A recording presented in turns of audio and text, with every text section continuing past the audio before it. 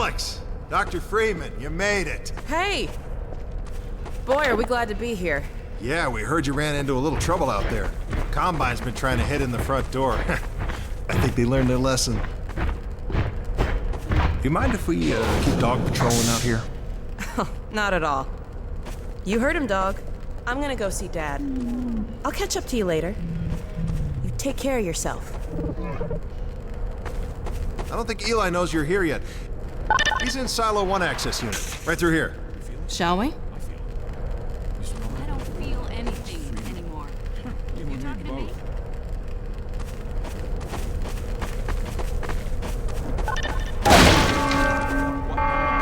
Oh no, what's that? Pretty sure this is All right, back to work, everyone. It's just another false alarm in the secondary silo. Let's take a walk. Same old Dr. Magnus. So, you ever used an AR-2 before? AR-2? No. Now, an AR-3, sure. Plenty of times. There is no such thing as an AR-3. Well, see, in the city, the place was lousy with AR-3s. No, it wasn't. Yes, it was. No, it was. So do you know what the alternative fire method does on the AR-2? It kills hunters. How did you city folk kill hunters? We sure as hell didn't use guns. We would just wrestle hunters to the ground with our bare hands. I used to kill 10, 20 a day, just using my fists. Also, when you're out in the field, you're gonna be punching hunters? In the field?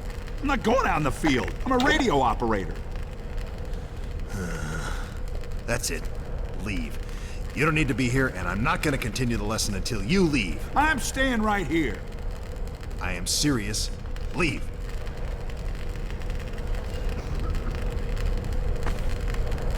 I'm not going to continue until you leave.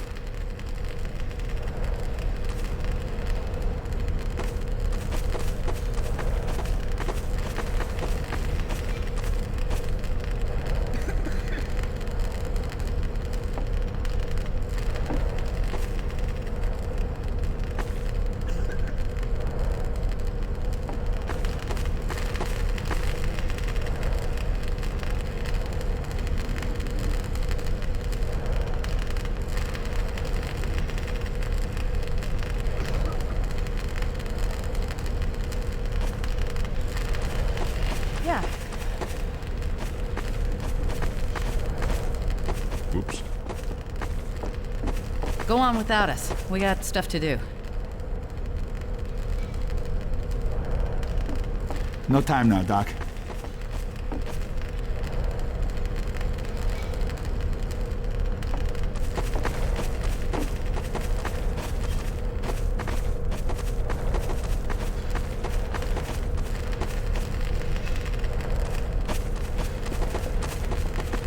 Yeah, pardon me.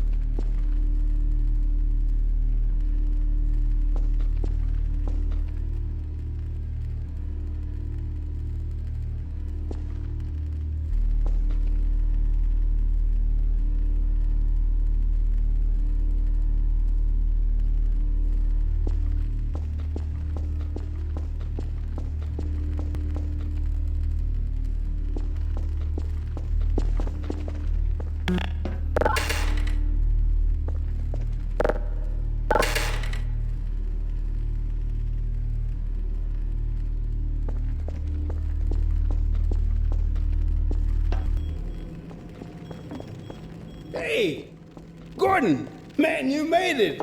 Dad! Alex. I was so afraid I wouldn't see you again. There, sweetheart. We're together now. That's all that matters. And look at you, son. I knew if you both stayed together, you could get through anything. Yeah? We make a pretty good team. Yeah, well, that's good because, well, now that the suppression field's down, we all have to do our part. Dad? Can you blame an old man for wanting grandkids? What happened to you? Dad, it's not what it looks like. I'm fine. Are you sure? Shouldn't we have that looked at? Really, I'm fine. Where's Dr. Kleiner? We should get this data to him right away. Okay. Yes, we should. He'll be glad for a chance to get out of the silo. This way, Gordon. The way he and Magnuson have been going at it, you'd think they were still competing for grant money. Some things never change.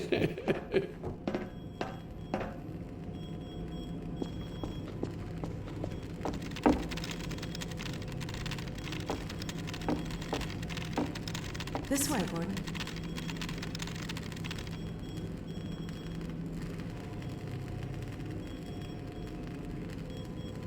Come on, Gordon. Hey, Doc. Time for that later. This way, Gordon.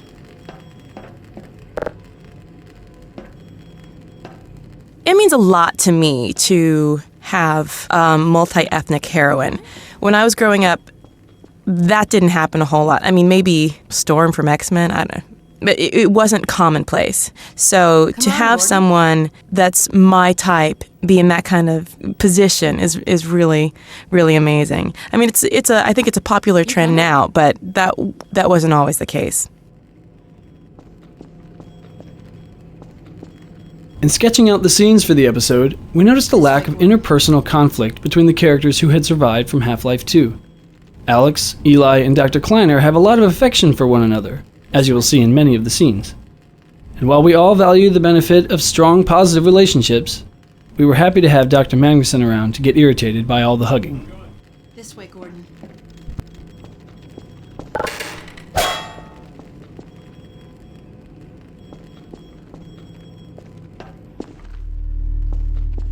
Come on, Gordon. Do we have any idea how long until the super portal's active? We don't know for certain. We're keeping an eye on it. And what about the Combine? Will we be able to launch before they attack? It's gonna be close. All it would take is one Strider to destroy our rocket. But we're ready for him. I'm sorry we couldn't get here any sooner, Dad. Don't worry, sweetheart. We're gonna make it. I'm just so glad to have you back. I'm glad to be back. Submitting it for the Kleiner certificate of approval. With the result of staffing and supply efficiencies. And your cranio-conjugal parasite away from my nose cone! Now listen here, Magnuson. There's no call for hurtful comments. Good grief. Eli, why didn't you tell me they'd arrived? Don't worry, Izzy. They just got here. My dear, what a relief. Not to mention a delight to see you here at last. And Gordon, I see you in the HEV suit have taken excellent care of each other. They're inseparable. The data, people, the data! Kleiner, are you going to sync up the satellite, or should I postpone the launch to make time for a family reunion? Oh, brother. All right. I was just saying hello to Alex and Gordon. Oh, fine. No one grants me a moment's peace, but by all means, unroll the red carpet. Good grief. I only meant they might... I know. Oh, never mind him. Now, my dear, where is this data packet you've been carrying? If I delay a single moment, I'll never hear the end of it. You have my word on it. It's right here, Dr. Kleiner. We've got a ton of data. The strange thing is, it was all attached to a transmission from Judith. Transmission? From Judith? Do you mean the message didn't get through? We've got to see this right away. Just let me start the decoding process, and then we can view it in the auxiliary control room. For God's sake, hurry. Yes, of course. Another alarm? Oh, what next in the parade of constant interruption? Hello? Is anyone there? Anyone? False alarms all day. Damn crows have been nesting in the tracks. I do not know how I am supposed to concentrate with all of this racket. Freeman, you're not doing anything. Make yourself useful and find out what the hell is going on in there. Yes. Gordon, if you don't mind, I'd feel better if you had a look. Catch up with us when you're done.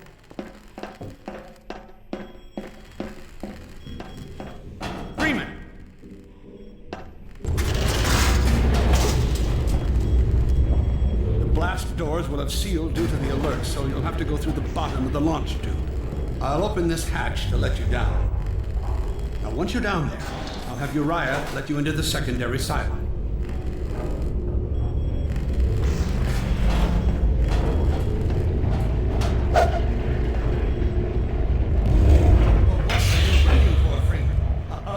The situation's not going to investigate itself. Due to the number of characters involved in this scene and the cramped spaces, we found that the actors were constantly pushing the player around in order to get to their marks. We developed some tech that allowed the actors to gauge the position of the player and the other actors, and choose among a selection of marks. This not only solved the congestion problem, but made scenes feel more dynamic.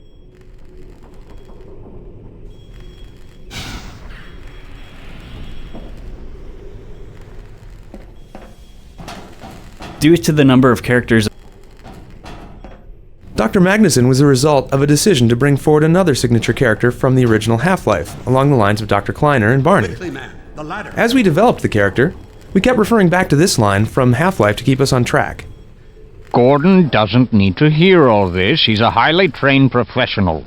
We've assured the administrator that nothing will go wrong. Though we liked the character who came into focus, we found that this voice was sounding too much like a caricature for our increasingly grim and realistic world. We like to hire actors with the natural voices that we want for our characters, as opposed to hiring actors to create voice characterizations.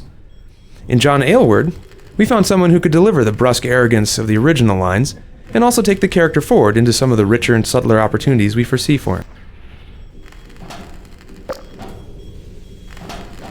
If you listened closely to the Vortigaunts in the Antlion tunnels, you may have heard one of them using a complaint very similar to Dr. Magnuson's here. Their affinity to Dr. Magnuson has caused some of his mannerisms to spread among them by way of their low-grade telepathy.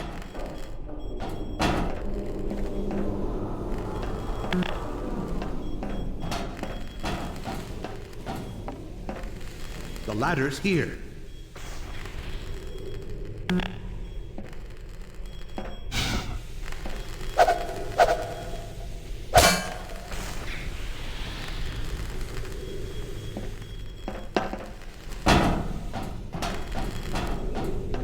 Hurry and get down that ladder.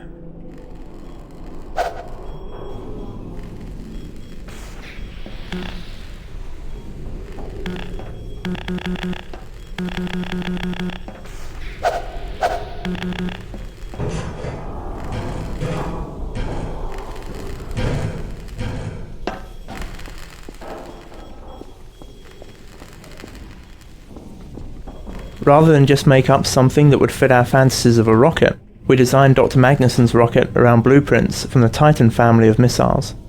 Grounding the details of our world in reality, making them as precise as possible, makes the invented, fantastic elements seem that much more believable.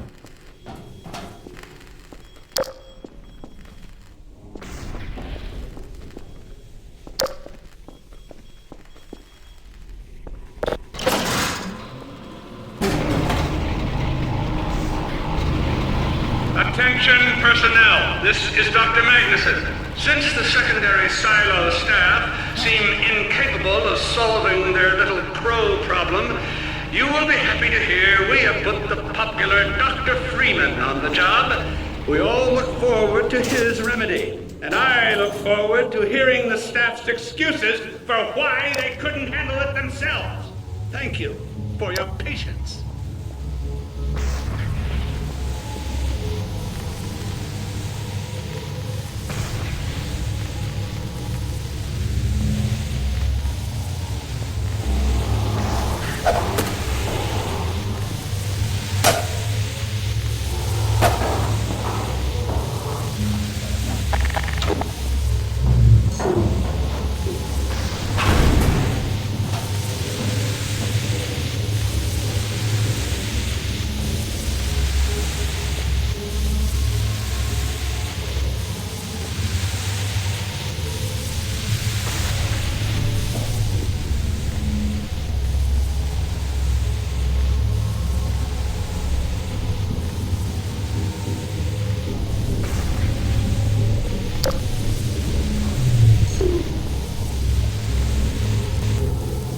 We intended White Forest to offer a change of pace from the constant action that preceded it.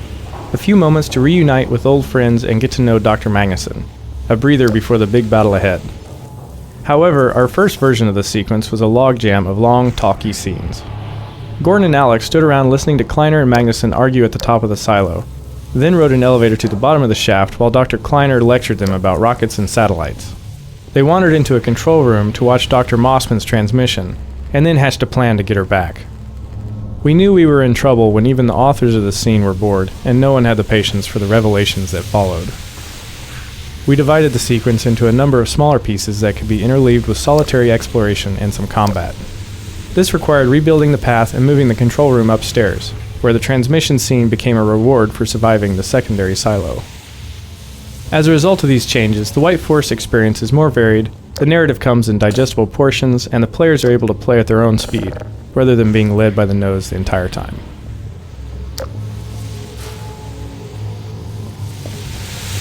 This steam jet is an example of something we call a mechanic refresher. It's meant to refresh the player's memory on how to perform a certain task they may not have used in a while. In this case, we remind the player about using valves to turn off steam in a relaxed environment. In the map just ahead, this trick will be fresh in their mind, and they'll be far more likely to realize they can use steam jets tactically when they encounter them in a combat situation.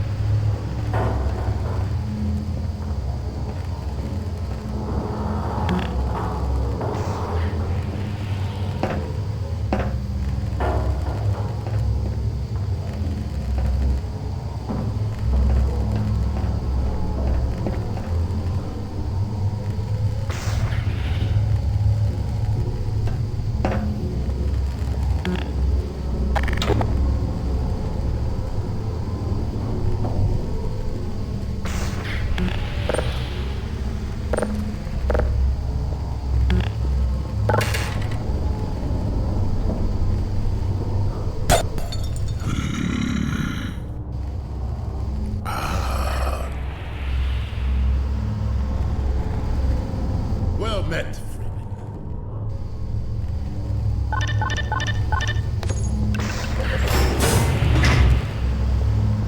Freeman. The Magnuson has instructed me to admit you into the secondary silo. The secondary silo can be reached through here.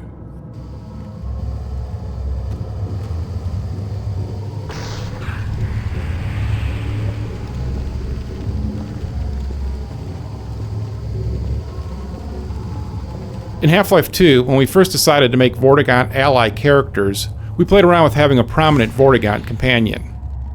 Because of their bowed posture and semi-servile manner, this individual was dubbed Heap, after Dickens' character Uriah Heep. In Episode 2, we named the prominent Vort at White Forest Base Uriah. In Episode 3, we'll find out Dickens' unused middle name for Uriah Heep.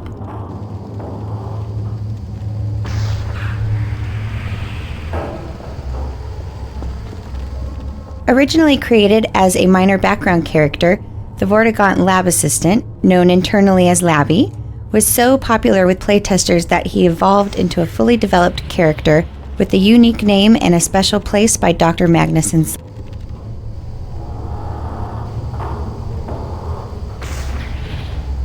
Truly, the Magnuson's mind is akin to a force of nature.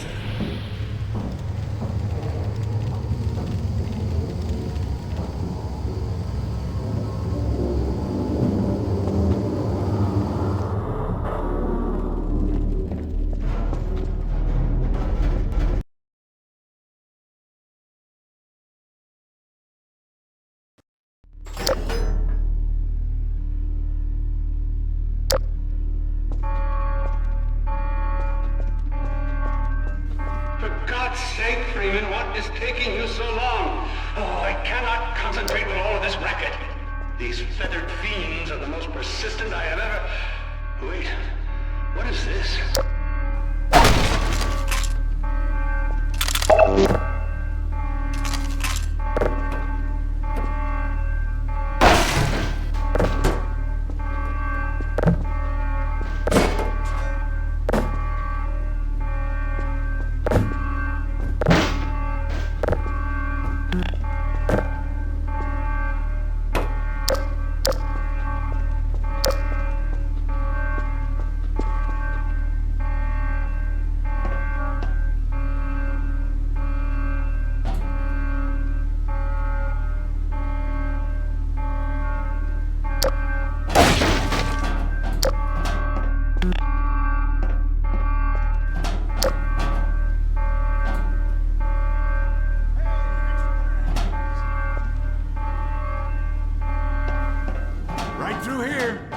Magnuson must have sent you, huh?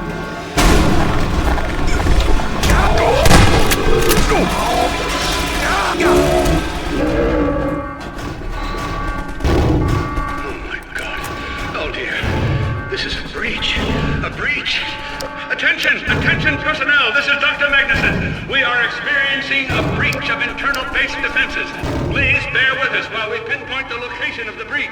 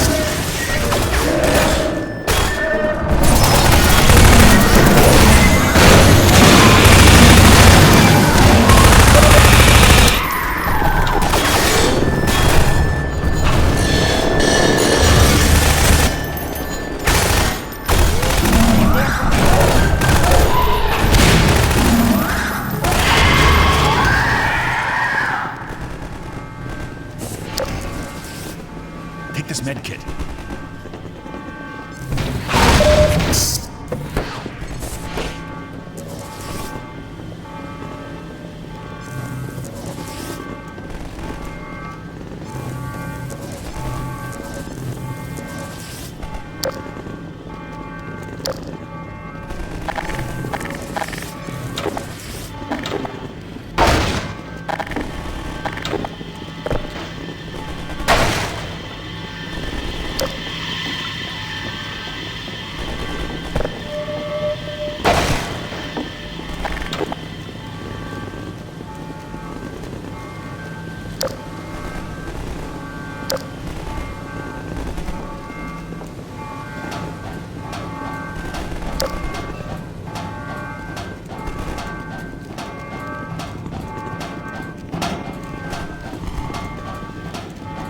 Sorry.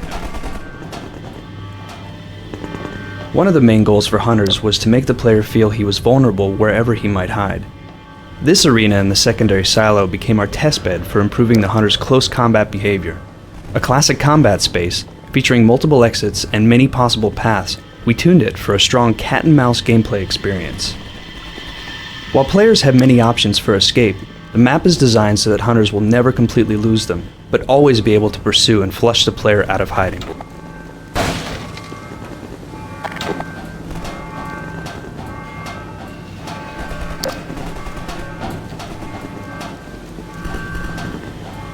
Sorry.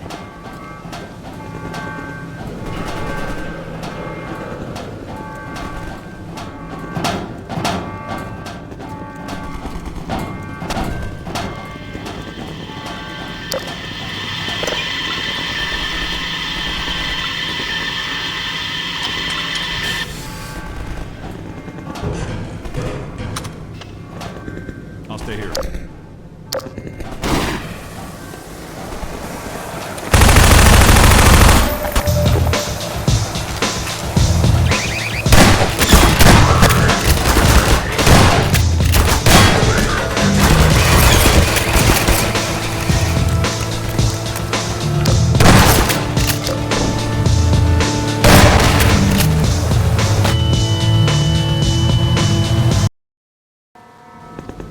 I'll stay here.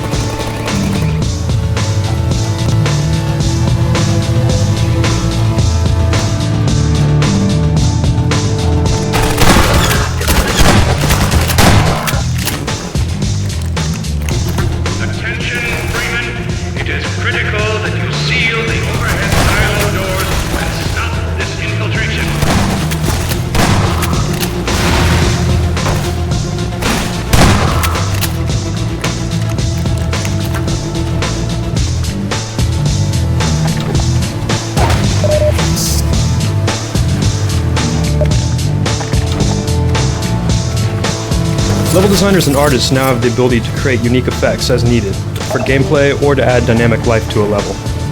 In this case, this simple water leak wouldn't have been possible before without involving a programmer to create a new class of effect.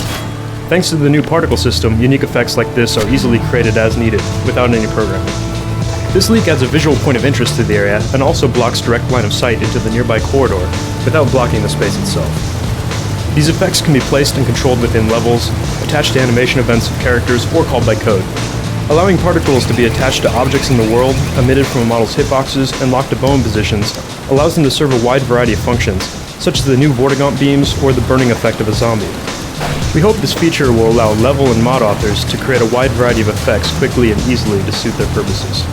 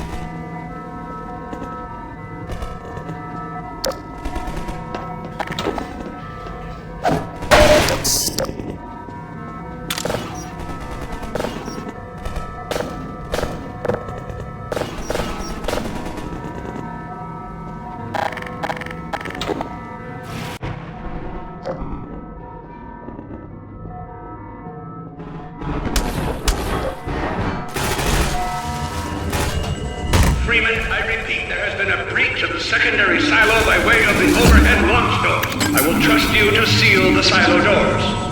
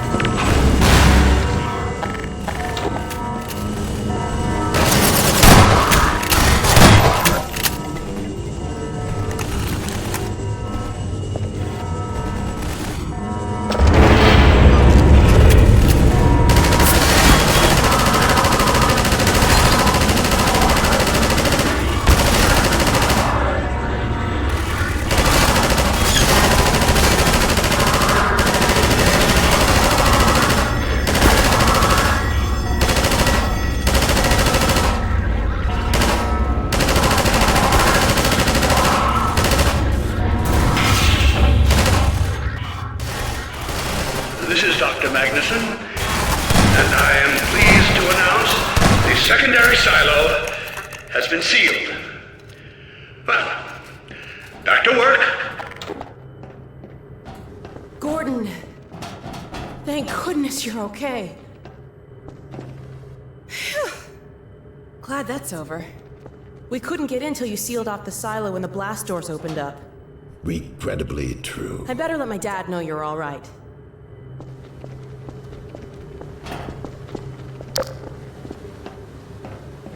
Dad? Yes, Alex. Is everything okay? Is Gordon all right?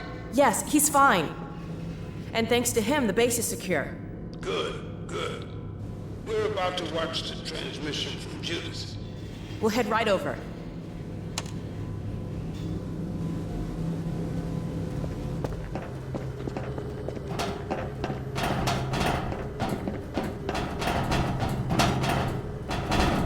The Freeman must follow. Yes, whoa.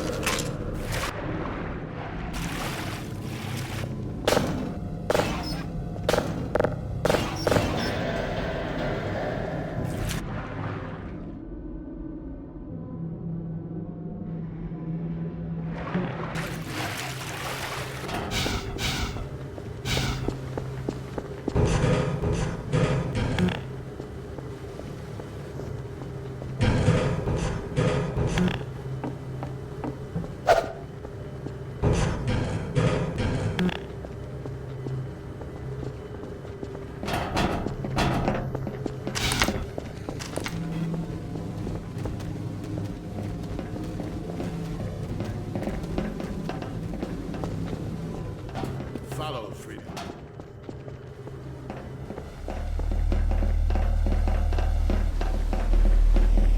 If you would take the Freeman from here, I can return to my place of honor at the side of the Magnuson. Sure thing.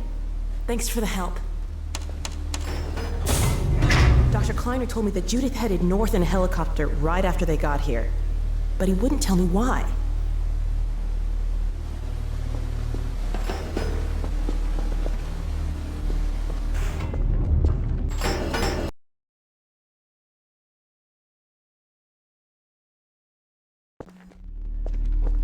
I'm fairly sure I've picked out the location of the project. It's hard to say how much of it might have survived intact, or whether there's anything remaining that could compromise our work, if it were discovered by the Combine. We'll need to take a close look at it, of course, but I should be able to give a better opinion within a few hours. If the site is where we think it is, then it should be no more than... I'm gonna cut this short. We may have been spotted. Should never have let her go. There was no stopping her. Wait a moment. There's something else here. It's the Borealis. Good God. Incredible. What? The Borealis? It's real? Oh yes, quite real, despite its almost legendary stature. Our peers at Aperture Science were at work on a project of some promise, but in their rush to beat Black Mesa for funding, they must have compromised ordinary standards of risk. We heard their research vessel had simply disappeared, vanished, with all hands, and even part of the dry dock. Few believed the Borealis would ever be seen again. It should have been lost forever. Ah, but now that we've found it, we can use it against the Combine. Did you use it? That thing has to be destroyed. But think of the advantage for humanity. We can't simply waste all that potential. Has Black Mesa taught you anything? There's no controlling that kind of power. Well, yes. There's always a risk, Eli. But my goodness, we have coordinates, blueprints, hailing frequencies. quite ingenious of Dr. Mossman to hide it all in the carrier wave. Well, that means she's still alive up there. But if the Combine catch her, they'll tear out everything she knows. There'll be nothing left of her. But we don't know for sure I won't that... take that chance. I'm going after her. Now, Eli, the only thing worse than Judith falling into their hands would be if they should get a hold of you. She may know the particulars of the Borealis, but you know everything about the Resistance. Listen to Dr. Kleiner, Dad. Gordon and I are more than able to handle this. We'll get her back. Kleiner, where are you? Why isn't the decoding finished? Oh, fine. The code. Yes, Magnuson, it just needs a little bit longer. If you're waiting for the Combine's go-ahead, they'll soon be here to give it to you in person. I'll hurry it along, Magnuson. I'll be back as soon as I finish. Dad, are you okay? Not again. No, I can't. I can't let it happen again. Not another Black Mesa. Dad, prepare for unforeseen consequences. What did you say? Dad! Okay. It's okay. Just lean into me. Let's get you off your feet. Thank you, baby. I'll be fine in a minute or two. Okay. Do you need anything? Actually, Alex, would you mind getting me a cup of tea? There's a hot plate in the old staff room. I'll be right back. Gordon, keep an eye on him. We're not going anywhere. Thank you, baby.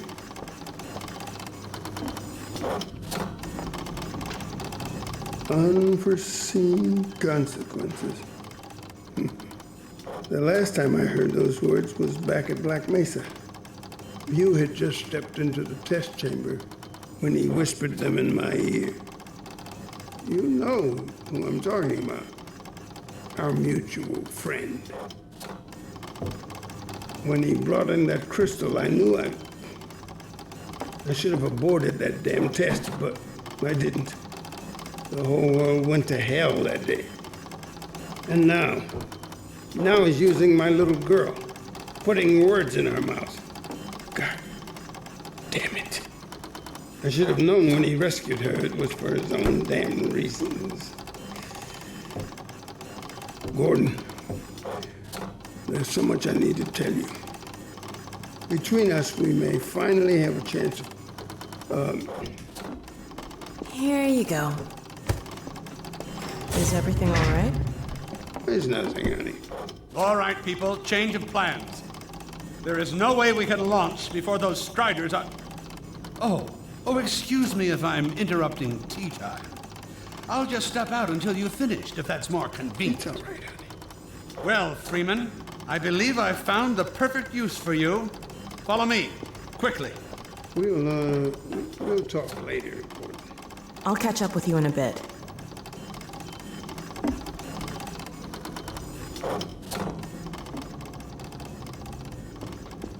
Aperture Science, being specialized in the development of portal technology, fit naturally into the cosmology of Half-Life. Rather than forcing Portal into the Half-Life franchise, we used it as an opportunity to make our world bigger. By suggesting a long-term rivalry between Aperture Science and Black Mesa, we opened up possibilities in both games that didn't exist when they were separate entities. So a lot of times we'll try a line in several different ways, like set a different mood for a different scene, or maybe just do a different take on a line. Like one might be, it sounds trite, but one excited, one not so excited, or one a little more pensive and thoughtful. Or suggestions are always thrown out there for new reads, and it's the coolest kind of teamwork. It's not just here's your script, go. It's let's work this out. Let's find the best middle ground, and everything is always pliable. If it's not working, maybe we'll go back and do an instant rewrite or something, and for me, that's creative heaven. Absolutely.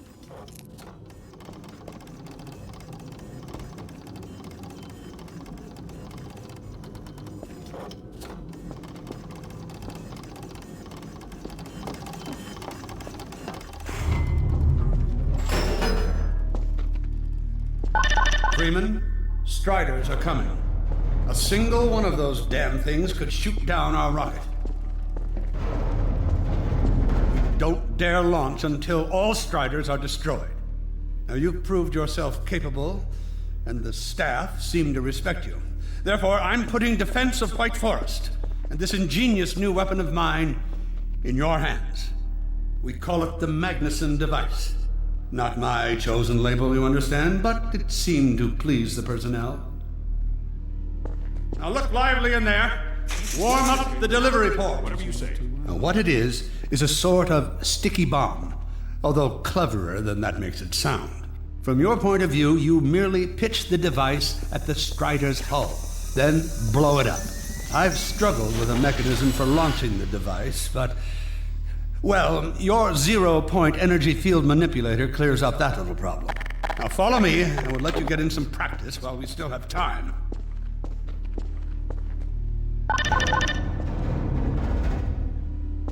Don't be alarmed, Freeman. This Strider's days of impaling your friends are a thing of the past. This whiteboard art went through several iterations, from highly stylized to absurd, through to something we believe we could ship.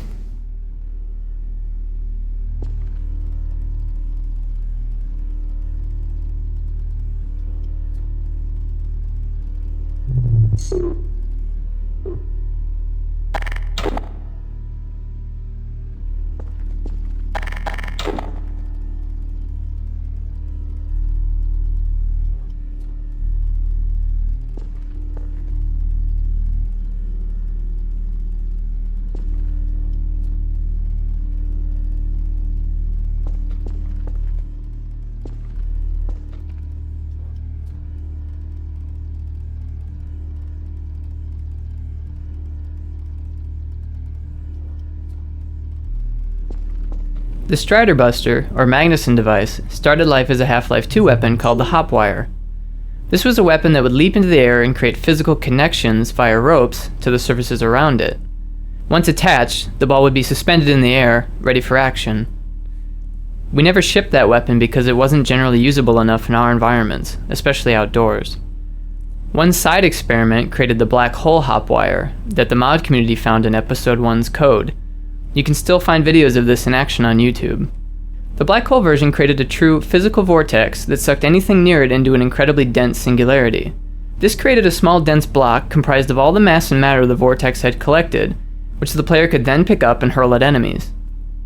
We returned to the Hopwire for Episode 2, where we thought we could use it to tie the Strider's legs together and make it trip. But the mechanic of hurling and attaching the Strider Buster was more fun for players, so we moved the weapon in that direction.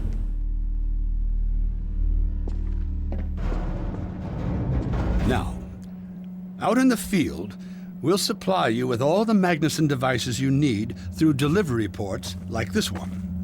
For the safety of the base, these devices are deactivated. They cannot explode like those you will find in the field. Go ahead and take the device out of the dispenser.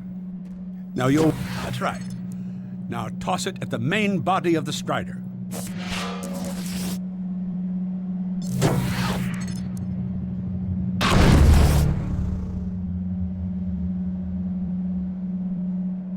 As you can see, the Magnusons are fragile. They will disintegrate immediately if they miss their target.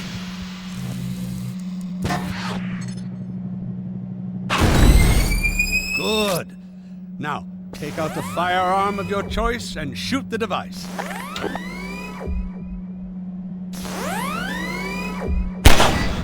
There you go. Not too difficult at this range, is it? Gets a bit harder when it's moving about and firing at you, of course. Now, let's move on to a more challenging task. Uriah, send the target to the far end of the rails.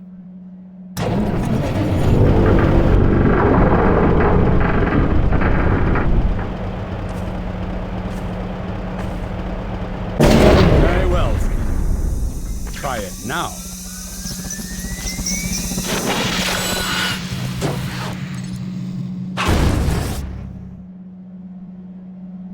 A bit more challenging at this range, isn't it?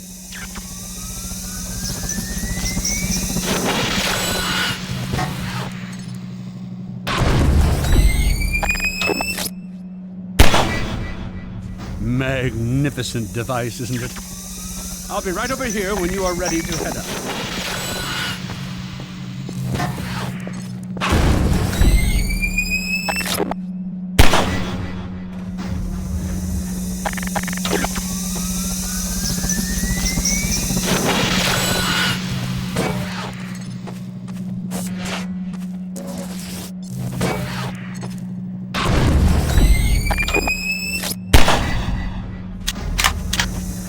Fans of Half-Life 1 may remember a gag involving a microwave oven in the Black Mesa lunchroom.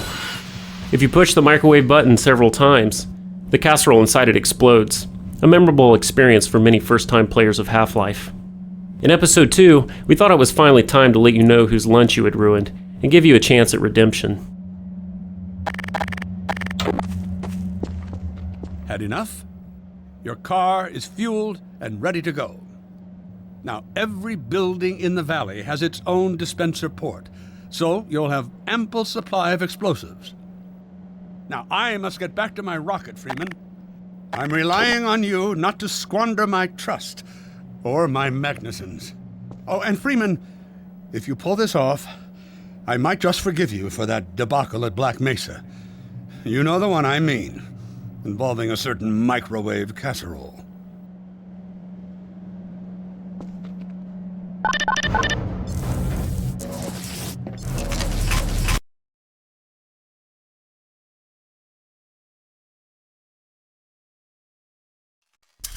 Hey, Dr. Freeman, over here. I've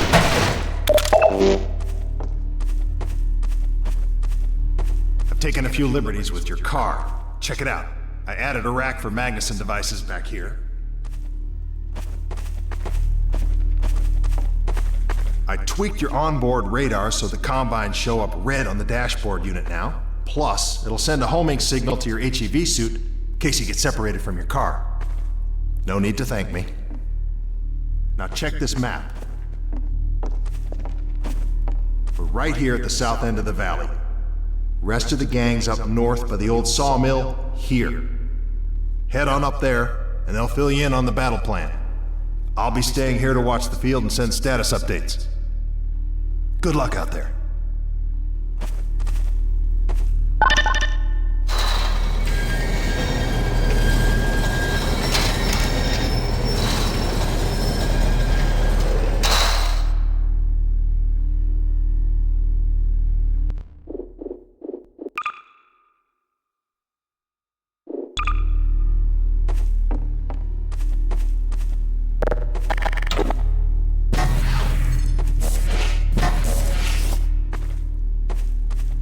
We wanted players to use the car as much as possible, both to move around the valley quickly, and to run over the hunters as a quick and satisfying way of killing them.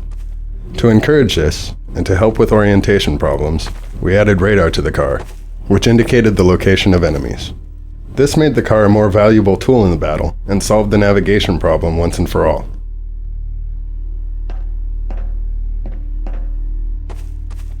One problem we faced in this map was that players would abandon their car in the heat of battle and not be able to find it later.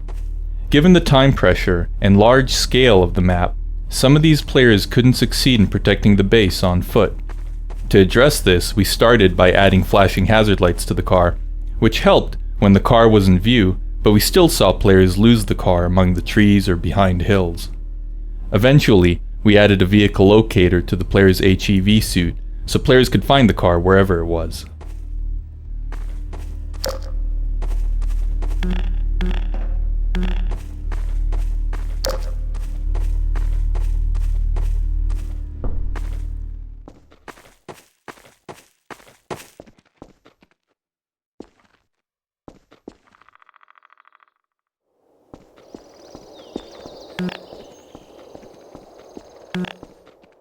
Don't forget your car, Freeman!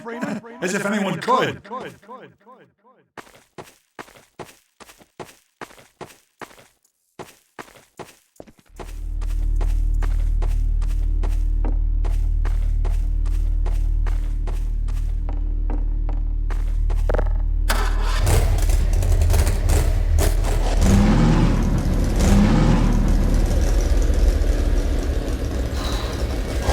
You'll find the sawmill at the far end of the valley.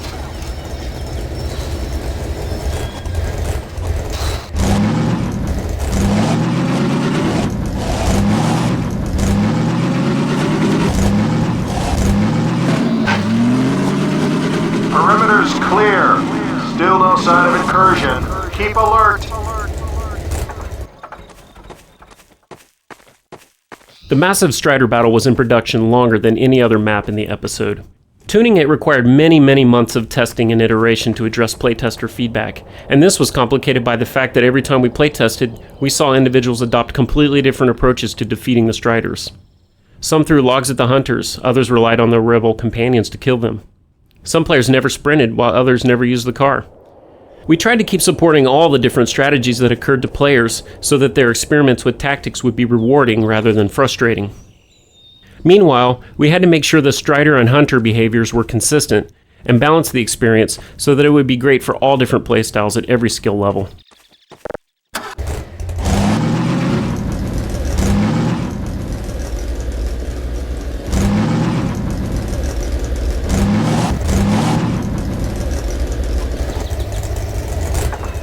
The sawmill is that way. They're expecting you. Players under pressure can overlook basic tasks, so we try to make the important ones foolproof. On this map, players often forget to check their health level, but rarely forget to seek out Magnuson devices. We narrowed doorways and set health supply racks right by the entries, so that players rushing in to get explosives would find themselves automatically picking up vital supplies.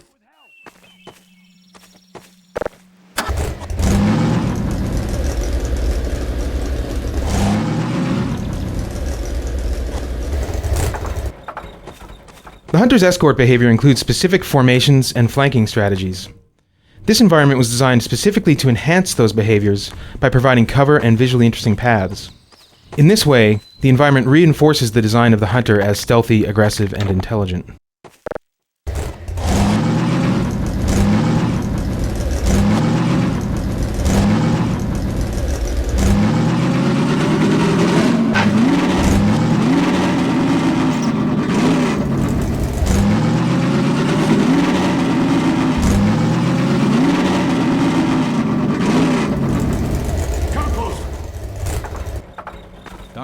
So, they've sent Freeman, have they? Good man. We've counted a dozen Striders just north of us. Our job is to keep them from reaching the base to the south. If they get close enough for one good shot at the silo, the whole launch is a bust. And in case Striders aren't bad enough, recon indicates they're being escorted by packs of hunters. Now, what I want you to do... Attention! Uh-oh. North perimeter breach. All right, people, this is it. We have a Strider approaching from the cranes. Defensive position, go!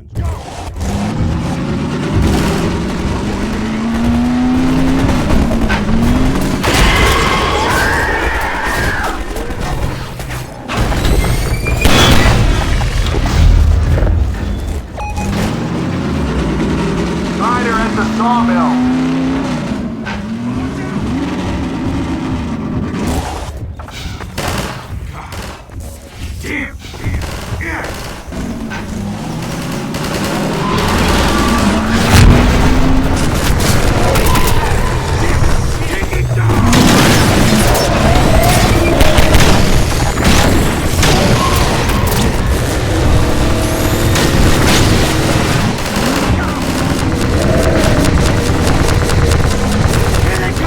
Episode 2's rocket defense battle was the largest and most non-linear combat experience we had built. It was also the first combat we created that required the use of a vehicle to move from battle to battle. Our design goal was to give players a broad directive, protect the rocket from incoming Striders, and let them decide how to accomplish that. Playtesting revealed a number of challenges that we had to overcome, as the free-form nature of the map led to huge variation in success for different players. Small differences in skill or tactics radically changed the difficulty of the experience for players. In response, we had to continually tune all aspects of the experience to support the wide variety of tactics and skill levels demonstrated in playtests.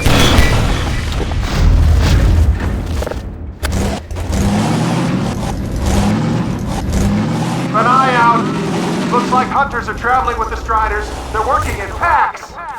Many players had a hard time orienting themselves in the valley. Before the fight, we send players to the sawmill without telling them how to get there. This was a way of familiarizing them with the map without any time pressure. Still, the size and nonlinearity of the map was confusing for first-time players once the battle began. The loudspeaker announcements that direct players to incoming Striders initially referred to compass directions, which most players couldn't follow because they couldn't remember which way was north. We added White Forest Peak as a global landmark and distinctive local landmarks like the cranes and the water tower, and referred to those landmarks in the announcements instead of compass directions. This helped, but some players still had a hard time knowing which way to go at any given moment. Our ultimate solution was the car's radar, which, along with the landmarks, helps players go where the action is.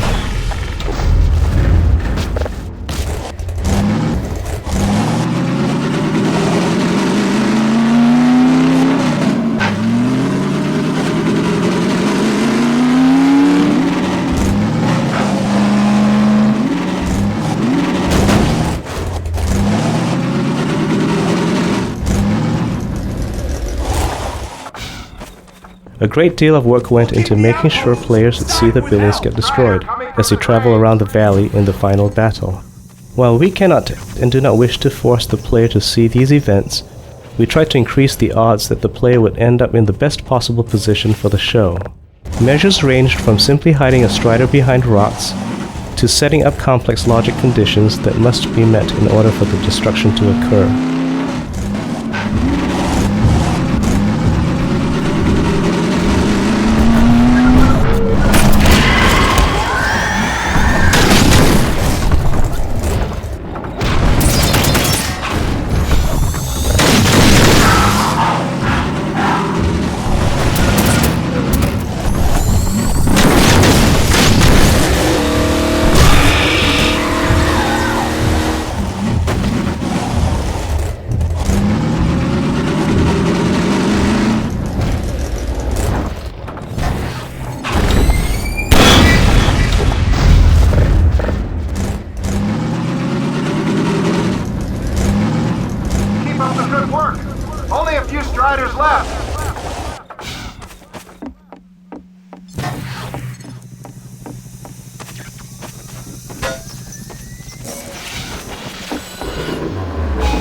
Another strider coming in towards what used to be the sawmill.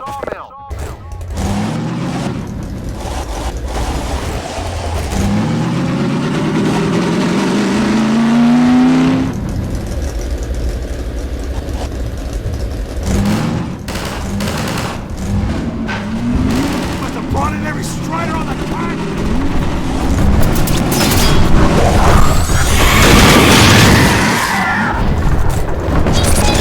Now we have a strider coming in from the water tower.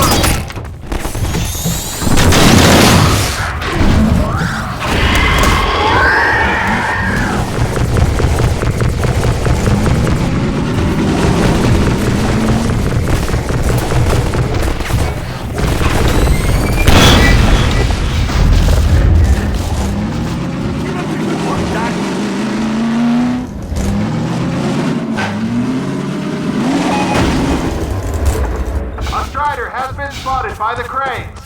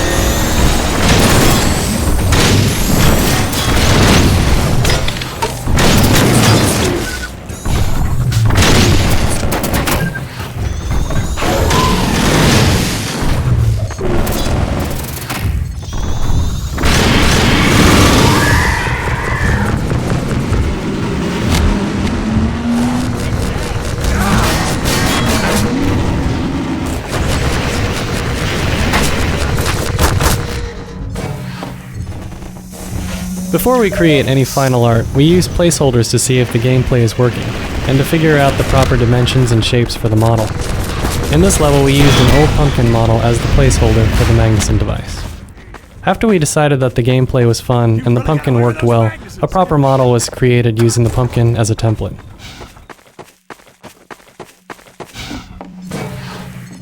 Looks like that was the last one. Wait a minute. Get ready, everyone. We've spotted drop ships carrying even more Striders. We have about a minute before they hit, so gear up. This is gonna get ugly before it's over.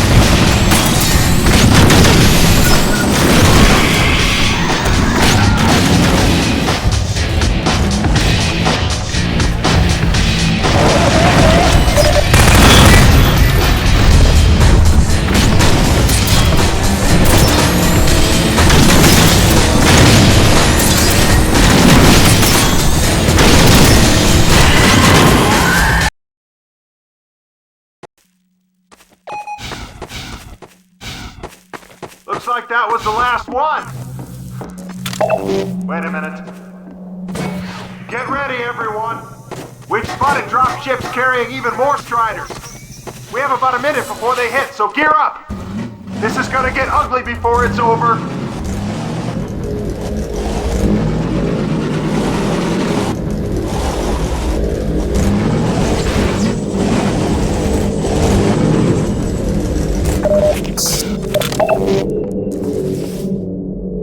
We made some small changes to our autosave system as a result of tuning the final Strider battle.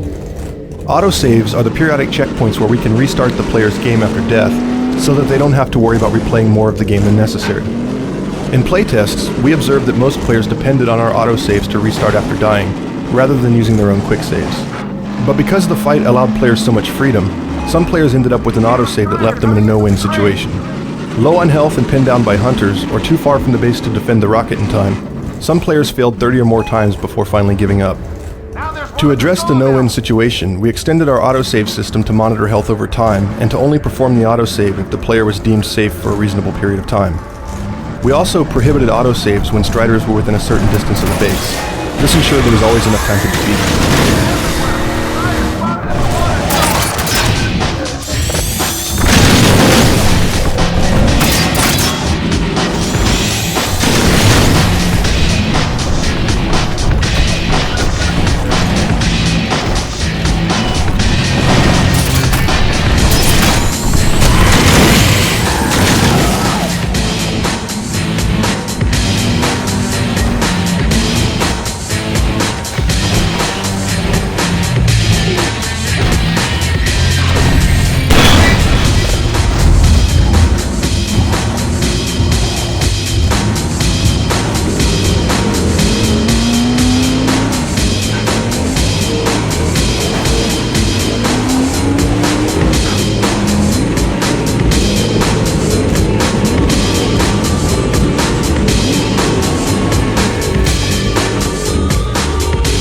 To create a climactic finish to this level, we ramped up Strider density and citizen presence, and then systematically destroyed outer installations in order to move the action as uncomfortably close to the base as possible. It was important to us that everybody be able to play to the end of the episode. but we also wanted them to feel that defeating the Striders required a heroic effort. A balance had to be achieved between the feeling of being overwhelmed and the possibility of completing it. We made many trade-offs to keep the experience enjoyable while keeping the intensity high, and sometimes this required removing enemies. For example, elite Combine soldiers originally took part in this invasion, running in and around the Striders and Hunters, but this additional level of enemy fire proved frustrating for players, and so they were removed.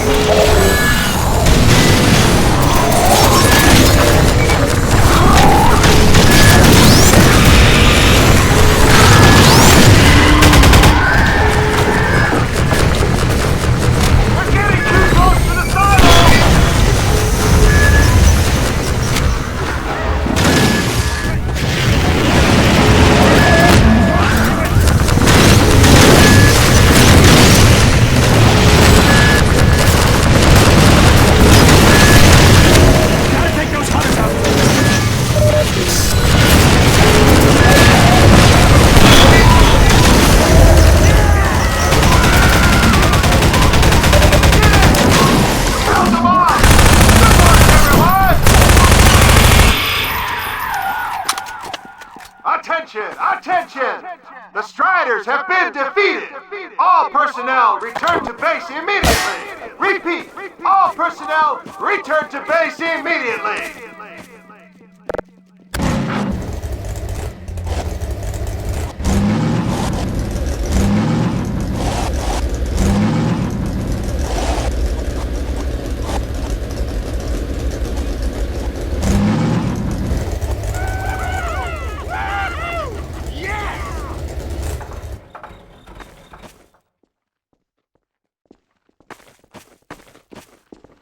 Hey! Gordon Freeman! Good job, Gordon! Wow! Thanks, Freeman!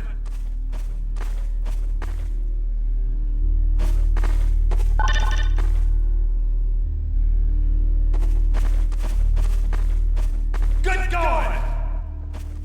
Wow, Gordon. You were amazing out there. Come on.